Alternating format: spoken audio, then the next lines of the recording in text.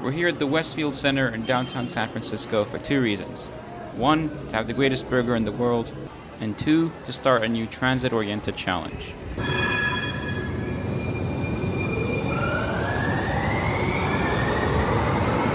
So I just entered Powell Street Station, but the train I'm catching is not from there. Rather, it's from the new Union Square station on the Central Subway.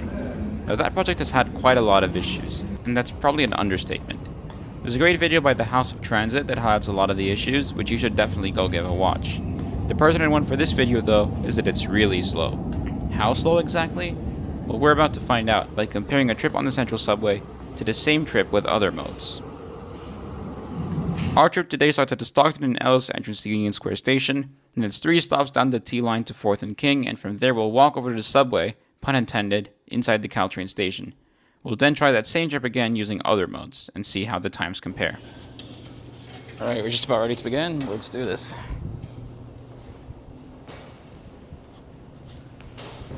Now I have started this at a very specific time because I wanted to make sure to capture the average amount of wait time on the Central Subway, because normally with these sorts of challenges it really depends on how lucky you are of the trains arriving on a certain time. So I decided to just go make sure you're at the platform when it's 5 minutes, because the trains arrive every 10 minutes. I think the best way to do it is just to capture the average amount of wait time. And of course, there's another train for the other direction already here, but we want to get that one instead. As you can see, it is indeed arriving in 5 minutes.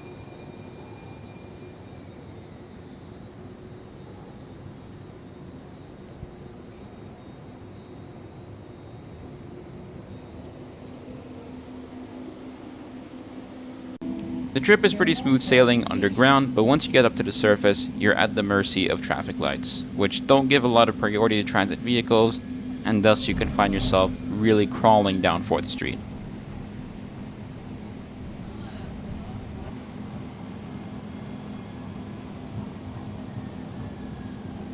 Alright, we're pulling in, this is it.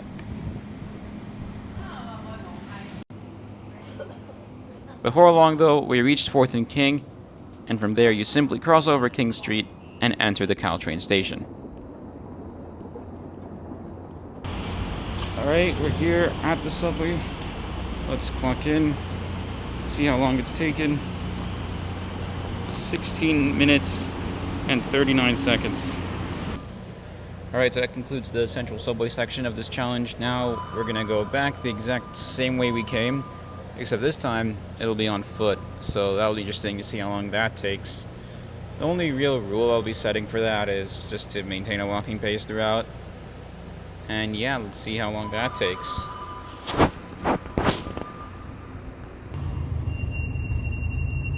It's early afternoon and 70 degrees outside, making for a very pleasant walk down 4th Street.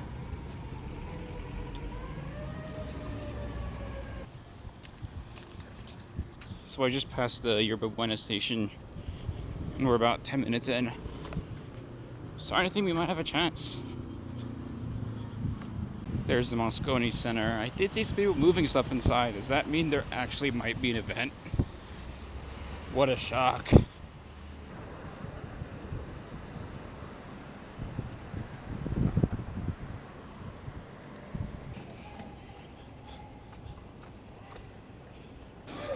I have a feeling this will be tight.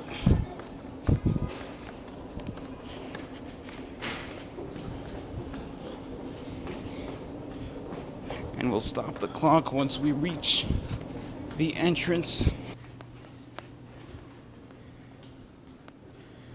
17 minutes and 43 seconds.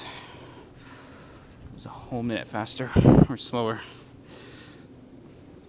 So as you saw there, the Central Subway was just a little bit faster than walking, but that's because we waited for the average amount of time. And unfortunately, Central Subway is pretty prone to delays, which means you might have to wait at the platform quite a bit longer than I did. Especially if you're rushing to catch a Caltrain, this can be a big problem. I then got the BART home, but here's some bonus footage of 2 other modes. Now, of course, the T-line is not the only Muni line in this station complex, as if we go back to Powell Street, we can get on the N line that also goes to Caltrain. The only problem is that the N line makes a very long loop, so I expected this one to be pretty slow and out of the question, but I still thought I'd try it. And once again, we got the average amount of waiting time secured by arriving at the platform with 5 minutes till the next train. Once again, we hurtled through the tunnels, but on the surface, it was a very slow crawl down the Embarcadero and King Street. Unfortunately, this trip came out in last place overall, and it wasn't even close, a whole 5 minutes slower than walking. But crucially, how does it compare to what many think is the king of public transport in San Francisco, the buses? Now, buses on this particular leg are super frequent.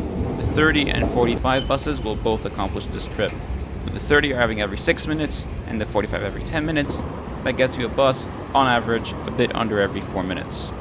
I didn't even do the whole average case thing for this trip, I just went straight for a bus, because I knew they came so fast.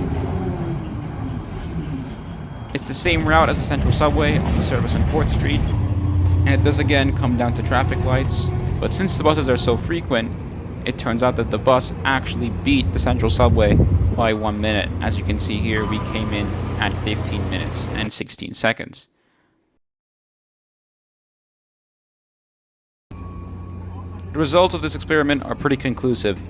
In this section the Central Subway was built, buses are still the preferred way to go, which for a brand new railway system with all the shiny stations must be pretty embarrassing. But that's going to be it for this video. Thanks so much for joining me, and I'll catch you later.